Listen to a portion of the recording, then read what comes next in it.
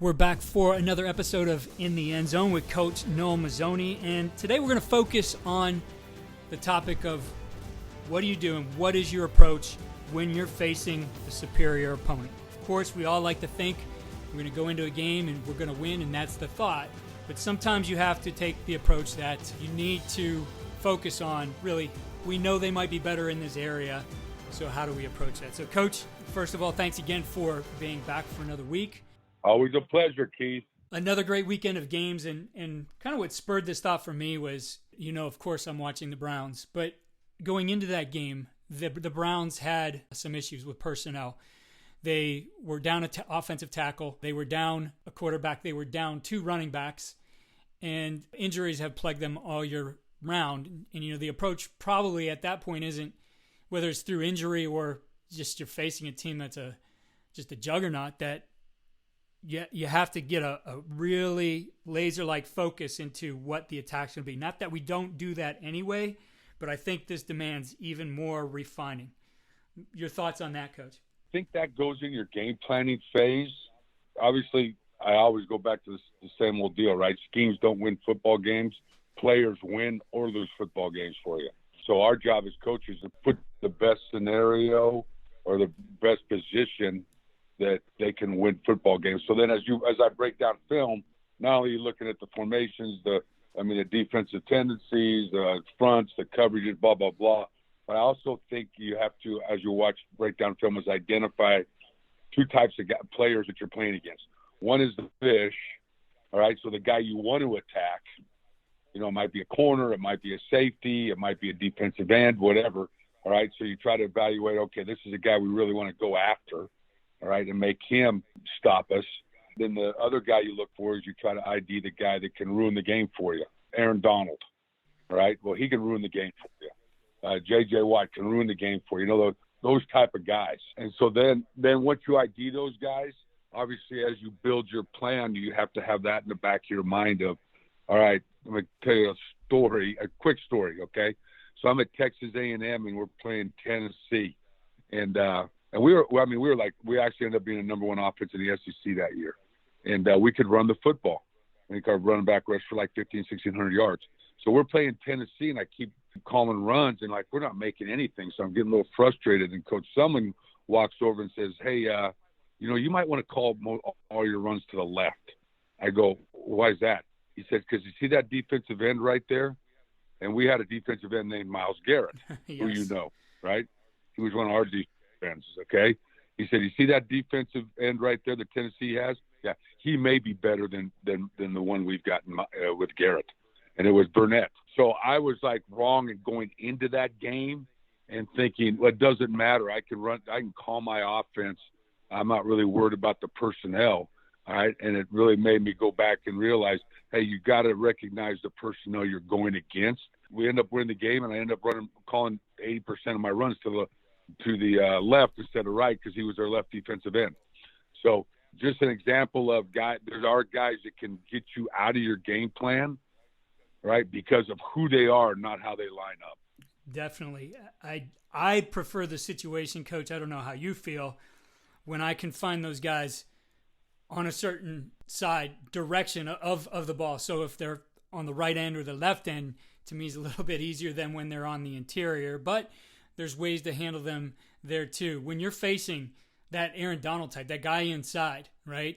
A guy who could be a force. You can't necessarily run away unless you get outside, but certainly you got to account for him in pass protection too. How do you like going against that kind of guy and planning for how you're going to be effective there?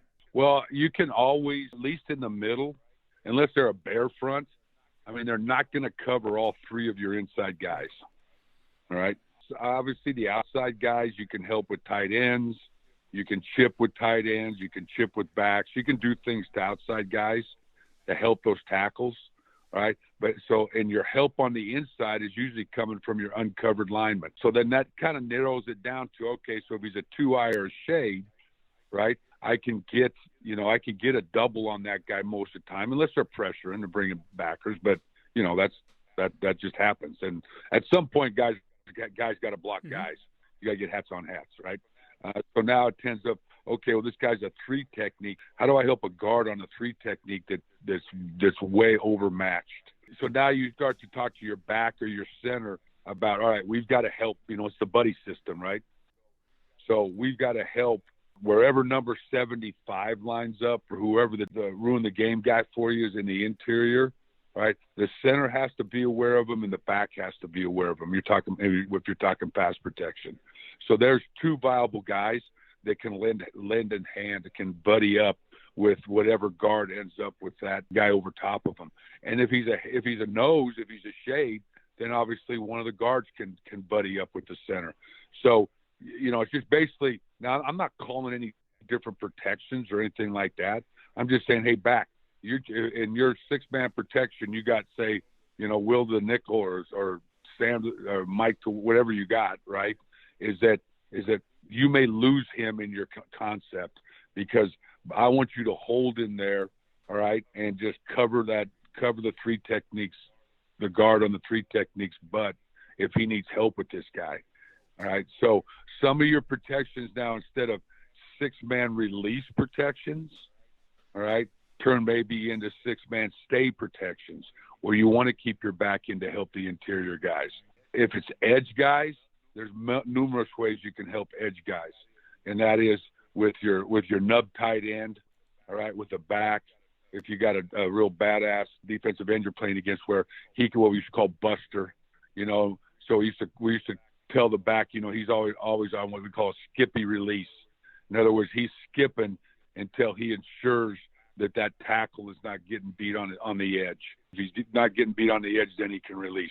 So yes, you have to not change your scheme as much as change some of your responsibilities, and just make your offensive interior guys aware of the problem makers. I like those kind of protections. You think, especially you got that guy like a Myles Garrett as an example, coming off the edge, and it's just not necessarily a matchup your guy is going to win all the time. You have issues with it, being able to have somebody, whether it's, I've seen people do it with backs. I'm trying to think. I saw the Saints doing this with who was their little back? Was it Sproles? With Sproles, where he was just coming in, hitting that defensive end in the ribs, and then going out to the flat or checking over the middle, wherever he was going. But that's what he was doing on every play. The reaction to that guy is, you got to do something. If you're that defensive end, got to do something to get rid of that guy and get that block off, which is going to slow him down and give your offensive tackle more of a chance. Well, yeah, because every tackle in the world, all right, when he's going against a real badass speed rush guy, that can go speed to power, and then the next move any speed guys is up and under, right? So he's trying to kick his ass off to cut the guy off with the pass on the speed rush.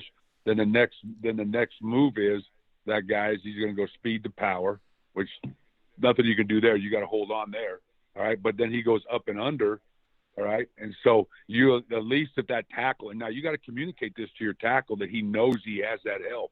Because now he can set heavy inside on that tackle, on that defensive end, all right? And he can kind of hang for the up and under, knowing that he's going to get the rolls or the tight end or somebody, taking the edge off that edge rusher on the outside.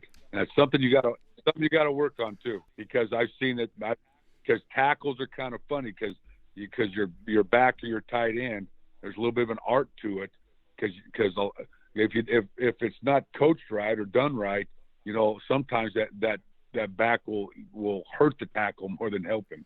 Let's move that ruin the defense guy around. Let's take him out to perimeter of the defense. So make him, your outside linebacker, safety type, nickel player type, who's going to align over number 2. Now, I had a team we were facing, that was their dude, and I had our best receiver was a little 165-pound guy. But what I saw on film, this guy was so good that they would press him.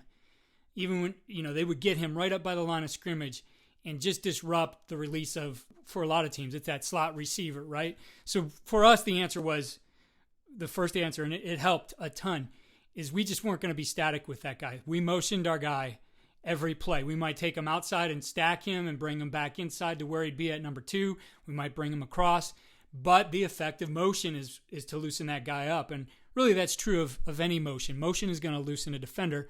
Taking it to you, Coach, the ruin the defense guy being that outside linebacker or nickel player who's going to line up over 2 or 3 or apex. 100% with you. I mean, here's the things that I've always thought on offense is that things that we are guaranteed, all right, that we control 100%. One is when the ball gets snapped, and the other is where we line up. Okay, because we can line up wherever the hell we want. So I agree with you. I think you've got to make that guy feel uncomfortable. All right, it's pretty easy for him when you got a receiver lined up in the slot and he just gets up and presses the hell out of him and takes away the outside, forces him to the safety or whatever, and just can put hands all over him. But now you stack them, you bunch them, you motion them. I think that's a great answer right there. The other one is I want to make him, as many ways as I can, the conflict player. Because usually those real good edge players like that, they love to get involved in the run game. All right? They're aggressive guys. They maybe he's the guy they use as their pressure guy because, you know, he's big, he's athletic or whatever. So I try to build my RPO game to where maybe is not as much being the Mike backer as my RPO guy, but how can I build it to where their best player, their best perimeter player at the linebacker level is my conflict player. So now my quarterback's just playing the game off of him. The more that guy has to account for, you make him think, it's going to slow him down, right? So it's as simple as, you know, you're looking at some of the route combinations on that guy and where things are kind of attacking him, I think is important too. I've always believed the better the player, kind of the more things you needed him to think about. So if you're just giving that guy, you know, he's lining up, let's say he's that edge player or end, lining up in a 5 technique all game long, and he's either getting pass protection or zone. I mean, you have to start to give that guy more things to think about. You might want to trap that guy. You might want to pin that guy from the outside. What we talked about before, that nudge or skip protection. Again, give those guys more things to think about regardless of where they're at, because it's going to make them slow down. Thinking makes you slow down. Yep, you're exactly right. And I think about, like you talk about the perimeter guys, I think we played LSU a few years back, and they had a strong safety named Jamal Adams. Now, this cat, you watch him on film, if it was a run, he's making the play, he's making the tackle for a yard gain. And if it's a pass, he's blanketing, you know, his man coverage guy. So how do you deal with that guy? You know, you got to build, like you said, you got to build some different look formations for him. You got to give him some motions. You got to give him some quick motions across his eyes. All right. So he gets maybe you can get him to eye violate a little bit. All right. Because this guy's a ball player. I mean, he's a ball hawk. He's going to go find the football and knock shit out of it. Right. So, you know, then you make him, you make him your third level run conflict guy. All right. So you force him not to be filling C gaps and D gaps quickly, but understand if he does, I'm going to throw that ball in behind him or throw a quick out or whatever it is. So yeah, you're exactly right. Just as you talked about giving a defensive and different looks, you know, you got to trap him, you got to reach him, you got to base him, you got to double him, you got to do all those type of things. You also think the same way when you have a perimeter guy that's a Jamal Adams type player. Coach, let's move that ruin the game player inside a little bit to the Mike linebacker. Everybody usually has a tough Mike linebacker, but from time to time you're going to face that guy who, number one, usually just looks different than everybody else out on the field. He's built better, mean and nasty. I mean, the prototypical kind of linebacker, right? Those guys who just excel in the box. If you let them, if you don't do anything to affect them, they're going to shut down your run game inside completely. So thinking about that kind of a guy, what's your approach to handling him? Same way you're going to do with the nickel guy. You know, what type of player is he? Is he a downhill guy? Is he a coast to coast, sideline to sideline guy? Is he fast? Does he just hawk the ball? You know, does he run inside out? You know, so you got to kind of watch him on film. So if you get guys like that, anything that gives, like you said, anything I can just hold him for a step or two, whether it's with motions or pullers or misdirection, you know, things like that instead of like quick pitch. Hey, I'm going to quick pitch it. Well, he knows where the ball is right now, and he's going to go get it. All right. So you got to put doubt in his mind also. So I think any of those second level guys, you see who their dogs are. And then conversely, you got to see who their fish is.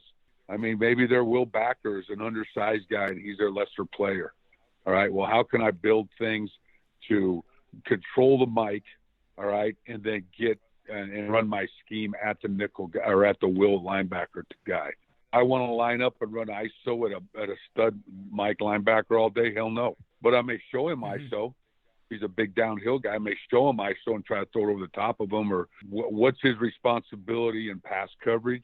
What are they asking him to do? Just as you develop a by down distance for front coverage game plan, I also think now the next thing is I got to look at, okay, who's their personnel, all right, and that figures into how I'm going to game plan this game. Taking things out to the secondary, let's start with the corners, right? Corners can become a problem, whether they're the best cover guys, whether they're physical guys who are going to blow through a receiver and try to mess up your bubbles or your key screens. Again, having ways to handle them, stress them, very important. So thoughts on stressing that corner who's the ruin the game guy? First thing is, I think we've talked about this before, is that I think that you have to show the defense that you can be a vertical passing team for the corners. I think you can't live your life horizontally. I think even as much as we want to get it out quick, as you probably noticed, the better defensive teams that have the better defensive fronts usually play their coverages a little tighter because they know they're not to cover as long. But you're going to find the one fish out there, the guy you want to attack. Don't think the defensive coordinator's he's probably pretty smart too. He's going to have ways to protect that corner, whether he's going to roll the corner up and help him with the safety underneath or, things like that. Okay. So that's what I'm trying to do. If you don't go attack that guy and show the defensive coordinator you want to go after that guy, that you're going to make that guy make plays for him all night and force him to say, oh shit, I can't leave that kid out there by himself. I'm going to have to roll the coverage to him. All right. That's what you want. Now they roll the coverage to him, and now that opens up other opportunities. Because now they just can't go post safety, just lock your guys up and go. It's all by the personnel. Now there's some defenses that are just don't break defenses. Their corner's going to play 7 or 8 off inside leverage, force everything to the bound. Well, then you got what you got. But it's those teams that want to play man-to-man coverage, especially like in third down situations or red zone whatever. They want to go some man coverage on you. All right, you've got your quarterback and yourself, and your game plan has to be figured. How do I get my best player on their worst cover guy? So how can I manufacture that? Which to me usually happens in situational football. Right. I'm going to come out early and go vertical on him, double move him, run some posts on him. I want to put the fear of God in him that I'm going to throw this thing over his head. Yeah, very important to do. I agree. We spent some time in a number of episodes talking about that, of making sure that you have a vertical game and taking those shots. And I think you said, is it 7 or 8? How many shots a game you think is enough? I think 7 or 8 is a good number. Yeah, now unless you're Bruce Arians, and then that's 7 and 8 a quarter. I think that should be what you strive for. If it's more, great. Usually how that happens, if you're having success, you do it more, right? But even if you're not having success, I still think you have to take your shots, all right? And then your plan is, so it's shot, 2nd and 10. Okay, so what's my play afterwards so I can get myself to 3rd and medium? So I want to think of like the game within the game, right? The drive, each drive is a game to me. Each series is a game. So it's shot, okay, I better have it, because if I hit it, man, I'm tempoed, I'm going. Right? But if I don't hit it, hey, all right, my quarterback's got to know, okay, I'm coming back with this call. Bang, it might be a check down to a back, a little option route, whatever. Get myself to 3rd and 4 to 5. All right, now let's go make a first down. I think too much. This is one thing that I've kind of hit as I get older, and I'm not any wiser. I'm just older. All right, but I think it's important to spend time with your quarterback. He knows the what. When you call a play, he knows the what. All right. But we used to have what we call why and when meetings. But why am I calling this, and when am I calling this? And I think the more you can have those conversations with your quarterback, and he understands, like when I send a play in, that he kind of knows, oh, I know why coach is calling this, right? So he's got to be an extension of you on the field. So, oh, he's calling this because he just wants to make 5, 6. He wants me to, go through my progressions, but hey, take the check down if I got it. All right. Or he's calling this because, oh man, this is a shot play. You know, I'm going to try to hold the ball maybe a little bit longer and throw this thing down. So I think we overlook that sometimes. We sit in meetings all day as coaches and we come up with all these great game plans. Oh, this play here and on third down here. Oh man, we're coming out here and the first third down here. And when we hit the red zone and this is what so we come up with all these great plans. All right. And then we just put them on a script and go out and run them.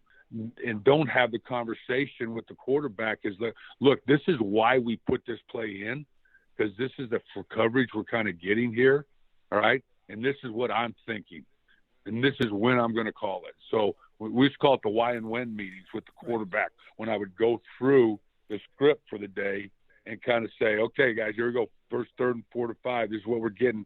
This is why I'm calling this. This is when I'm going to call it. We've talked about the linebackers. We talked about the edge players, guys inside. Corners. Let's move it into the safeties. And, safeties in today's game for a lot of teams, those are some of the most dynamic players out on the field. You see teams who have that hybrid guy who could come down in the box, who could play over the top. Something you certainly have to account for in a game plan. He's definitely a guy who can, unaccounted for, be a big factor in the run game, but at the same time, be a guy who can go and take away the ball in the pass game. So thoughts on handling that guy? That's your, easiest and best conflict player, right? He's got the hardest job. What's a Mike Backer got to do? He's got the A gap, and if it's passed to the hook. All right, come on, right? Now the guy that's got it tougher is the guy that maybe is a C gap or D gap player, is a safety in the run fit. And then he also has got to help a corner on a post route, or he's got to cover a vertical, or he's got to go fit a curl, or he's got to do those type of things, right? So he's got the hardest job is in our so-called RPO world as far as a conflict player. Guys that are in space, guys like a nickel to the field, guy like a free safety in the boundary, a three buzz safety, a safety that's buzzing down because every defensive coordinator is always he's got to fit all those gaps. So he's always looking for that extra hat in there. He's always looking for guys that have to fit gaps. Well, the guys that have the most pass responsibility are the safeties. And when I say safeties, I say free safety, strong safety, nickel safety. All right, when you're in 3 wide or 4 wide offenses. So those what I call the third level conflict players. Okay, so I've got to add a gap.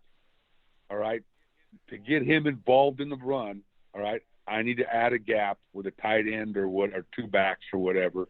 All right, now he becomes the perfect run conflict player. So now you build your concept throws, your RPO concepts, and all that off of how he is taught or coached to fitting runs. Game planning certainly becomes more challenging this time of year. We are getting into, for the high school guys, the playoffs now, win or go home. And that also means as you get deeper and deeper, the more chances you're going to face one of these ruin the game guys. So hopefully, coaches, you took away something from that. But Coach, before we go, it is Halloween here at the end of the week. I want to know, what is your favorite trick play? What's your trick? Oh my God! Do you watch Ted Lasso? Yes, I do. Oh, how about when he put all the trick plays in? Right. All right. So, I love Ted Lasso. All right. And there's some really good stuff in that whole thing about being a definitely. coach, and dealing with your players and how players feel. And, we've all had those type of guys that Ted has to deal with. And it's just an awesome show. But anyway, so I like the whole chaos, right? The whole create chaos. And if you're going to create chaos, it was like, I don't give a damn. Think outside the box, right? And, double reverse, pass, whatever. So back a long time ago when I was at NC State and I worked for a head coach named Chuck Amato, Chuck the Chest. Awesome man, awesome head coach. Loved working for him, but he had come from Florida State and Bobby Bowden. But remember back in the day of Bobby Bowden, that's kind of they were known for, right? Trick plays. He loved trick plays. He loved them. and he was a defensive guy, and he said, even if they don't work, they work. So it could, just because it puts chaos, it just puts, like you said, doubt in the offense, in the defensive mind. So to give you my best trick play, I mean, a lot of it depends on what type of defense you're playing or whatever. But it's had two rules. One is I had to call my trick play before the other team called their trick play, which meant you called it early in the game. And I had to call a trick play at least one trick play every quarter. Okay, so that was his rule. And he would come and say, "You haven't called your trick play yet," and I'd call my trick play. And so we had a whole. So it made me think of it was Ted Lasso, because we had a whole. We game plan third down, we game plan situation. So we in the off season, whatever, we would game plan all our trick plays, pull everyone we could find. We had a board. Right, and guys would come in, and it was anybody. The GA could walk in, the secretary could walk in. If she had a trick play, they would draw it on this board, and that board never got erased. And we built this big board of nothing but trick plays. All right, and a la Ted Lasso. And so then we would look. So then we had a whole menu, or basically a whole library of trick plays that we could pull from. All right, pull from every week on these trick plays. So that's my answer. I love it, Coach. I got a good trick play story. This was, I think it was like 2011, and at the time I was writing. I had just started doing some of my writing stuff, and I was writing for American Football Monthly, and so I wrote everything in the summer and forgot about it. And they're putting stuff out every week that I wrote, and I'd always put some video in. It was online. And so that particular week was trick plays. And I had in our game plan that week, we had for down on the goal line, we had a jump pass. We tossed the ball back to the tailback. He came running up to the line of scrimmage and got up in the air and threw it to our tight end. We had a flea flicker where we handed the ball off to the running back. He pitched it back to the quarterback. We threw it downfield. We had a double pass in there, and a reverse as well. And we ended up using all four of those in the game. And the defensive coordinator came across the field afterwards. We're shaking hands. And he looks at me and goes, "You and your effing trick plays." I'm like, "Man, did you read my article this week?" He's like, "No." I'm like, "Every single one of those was in my article." It was a great game. We had the opportunity to use all those, and then we used one. Another story. We used one in 2015, and it was the Philly special, right? Philly, but we didn't call it that, and it was before it became popular there. I want to say Chad Morris was the inventor of that play. He probably got it from somebody else too at the high school level, but. Anyway, we ran that one against Wabash, and it ended up on ESPN at the end of the year in the top 10 trick plays in college football. I remember our SID coming into the office and saying, "Hey, you're on ESPN." And I'm like, "Yeah, get the heck out of here. I'm not. I don't feel like your jokes today." It's like, "No, I swear to God." He pulls it up, and so we were the number 4 trick play that year, and we executed the Philly specials. But I love them. The one thing I do think, and I think is a good tip for figuring out when do you call these, one thing I would always do, and I did have them in my game plan, is I knew exactly where I wanted to run them and from what hash and about what yard line. And one thing I would do in my pregame routine, I like calling things from up in the box as the offensive coordinator, is I would visualize the spot on the field. When we hit that spot on the field, that was the time to call the play. Now, I certainly would take into account down and distance. But for me, it's like when we get right to that area where I feel it's best, that's when we run that play. And so in that particular Wabash play, I think we got there like second or third play of the game. We wind up right there. I'm like, boom, call it right away. And I think that you have to make it part of your thought process as a coach, because these things aren't kind of in your normal flow of how you call a game. So you have to kind of visualize where exactly are you going to run them. Right. And I think that you gotta, like, they're always the good ones. Like everybody that's watching TV, sudden change, low red zone, things like that. Everybody's like, when you're hearing the defensive coaches yell, watch the tricks on the other sideline, after sudden change, it's kind of like, to me, like screens. All right. When I'm calling screens, I don't want to be in a situation where the D-line coach is over there yelling, watch screen, watch draw. Right. All right. So I don't want to call them. So I think you're right. I think about strategically when you call your screens, your trick plays, all those types of plays in the game is very important. Yeah. The other thing I really believed in too is like some of those had to be run with a certain part of the formation on our sideline. So, for example, if I'm putting in, let's say, a receiver to throw a double pass, or maybe it's my backup quarterback is in, whatever, I don't want that guy standing next to their coaches, right? When they see something out of the norm, right, and they're good at it, they realize, like, I've never seen this guy on the field before. If you have that guy, right? Because sometimes you got those guys who could just do things. Right, that usually prompts them to say, watch the trick play or watch the double pass or whatever it might be. You could spot some of those. So I'd always have that guy, especially that one when we throw it out to the sideline and then he'd throw it down the field. That guy was always coming off my sideline and staying on my side of the field.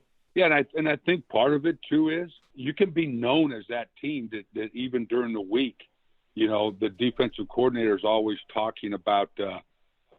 Talking to their guys is that these guys will run a bunch of tricks, so be careful. So back to that whole thing about you're kind of creating chaos, right? They're always kind of in their back of their mind that a trick's going to come up. So I think you have to, if you got to call them, like that's what I thought was so great with Chuck on Chuck's whole deal. Good or bad, however happened with the play. If you run a trick play and it makes 4 yards, then that's a successful right. trick play. It doesn't have to be a touchdown, but you showed them a gimmicky, something out of the ordinary, which puts doubt in the defense mind. For sure. Well, Coach, as always, I enjoyed the conversation, and as usual, I look forward to another week of games and seeing what we come up with for next week. You got it, brother. Always a joy to have this talk with you every Monday morning. It's crazy. Now all of a sudden I get a text and I go, oh, my God, it's already Monday again. When you're not working, you don't know what day it is. So the only reason I know it's the start of the week is because Keith called and texted me. All right, brother. We'll talk to you soon.